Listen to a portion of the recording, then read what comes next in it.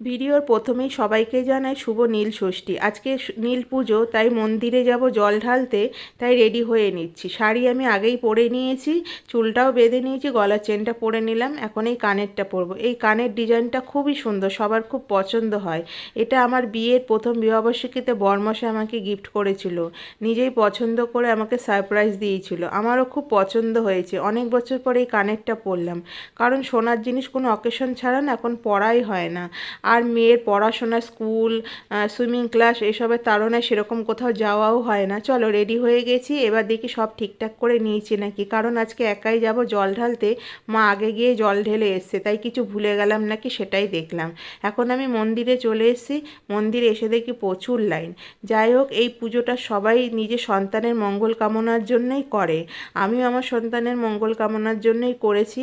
সবার সন্তান যাতে ভালো থাকুক, সুস্থ থাকুক, এটাই সব মায়েদের একটাই কামনা থাকে।